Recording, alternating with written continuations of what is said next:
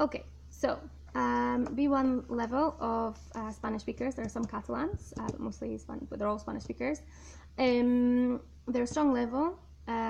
They enjoy anything to do with pronunciation. They are my little guinea pigs, seeing as I'm not very good at it. They love showing off with their ED ending skills, for example. They also have just had a listening exam, which they didn't do too well in. Of course, learners want to, or they try to recognise the words, all the words that they know, put them together to make an answer. And often they don't hear the words that are there because, of course, we don't isolate each word when we're speaking normally in conversation.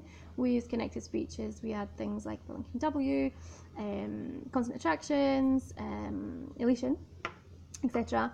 When we speak. So I think the students, it would really benefit the students to know about these things or start to introduce them to these things so that when they're listening, they might not hear something but they think, oh wait, that might be what? I don't know. So, sorry, I think I just made up a word. So the phrases that we're going to look at are why don't you, I think you should, you ought to. I know that you ought to. It's probably not the favourite choice, but I think it's useful. One, for showing the linking W in you ought. Elision, ought to. And also the spelling, the OUGH, students quite often struggle with that, so it's quite useful. And although maybe natives, we don't use it that often, it's in their books, it's in their exams, non-native to non-natives might use it, they're probably going to hear it. So although they might not produce it necessarily, you know, the reception skills, great, happy days. So the things, as I say, the things we're looking at are going to be the linking W, elision of sounds, and some consonant attraction, seeing as Valentine's, you know, attraction, Valentine's, got to be done. So I think they're strong groups. I think they'll cope with 3 different things. I don't expect them to take this and use it in every time they speak, but I think by the end of the class they should be able to, or I hope, my aim, is that they're able to say these phrases, these expressions, how you would say them in rapid speech, and more importantly to identify them in listening to them when people are speaking to help their reception skills. So the activity that we're going to do is going to be the first stage is a little bit of fun. We're going to do Chinese whispers with some advice. I will have 3 sentences, and the first one I will whisper in normal rapid speech, why don't you tell her you don't like Valentine's Day, to the first person, and they will whisper down the line, and the last person will write on the board. I do not expect them to get this correct. In fact, I hope they don't get it correct. If they do, later might be a bit boring. But assuming that it will cause a bit of hilarity, and then we'll do the second sentence, I think you should tell her the truth, and the last one, you ought to open up to her. Okay, so 3 sentences, imagining on the board they will just be nonsense, fine. Then I will get them to sit back down, and I will write on the board the number of spaces. Okay, so for the sentences, I will read the sentences again, so I'll start with number 1, and I'll read it again with scaffolding with the correct amount of spaces. And why don't you tell her you don't like Valentine's Day?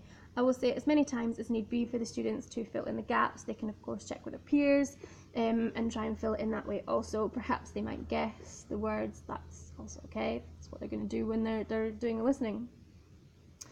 Okay, and then what I'll do, once we have all the words on the board, I will repeat it again and see if they can identify the differences. For example, why don't you? It's not why don't you, it's why don't you. Okay, so, and also in where the words are run together as well. They're already used to the weak form, so I'm not going to concentrate on that. If the students aren't really getting it, for example, we might use the whole fingers for the number of words and then put it together, but I don't think this group will need it. Yeah, and then basically we will drill the sentences. What I will do is I will drill the expressions, and then maybe front drill or front chain, I don't remember what it's called, sorry, the whole expression. We will do it quarterly, and then they can practice it in pairs if they want, that's fine. And then we'll move on to the second one, and we'll do the same. We'll look for where there's elision, where there's linking W sound, and consonant attraction in the full sentences. What else was I going to say? Yeah, so the same procedure for each one, and then after we have completed the drilling, that we're all happy, and they've done it in pairs, I will support them, go around monitoring and do that. Then what I will get them to do is I will get them to make their own dilemma. Okay, perhaps I'll do an example first. Maybe I'll say, okay, my boyfriend bought me a really horrible necklace for Valentine's Day. What should I do? And they will give me advice using one of these phrases. I don't know, I think you should throw it in the bin, for example. I wouldn't, don't worry. And then I will get them to make their own dilemmas, and they can go around the class mingling with their dilemmas and asking for advice. So I will monitor and give them any help. I can also give them advice, that's fine, so that they've got a further model of how to say it. And over time, sorry. Okay, so that's it basically. Thanks. Bye.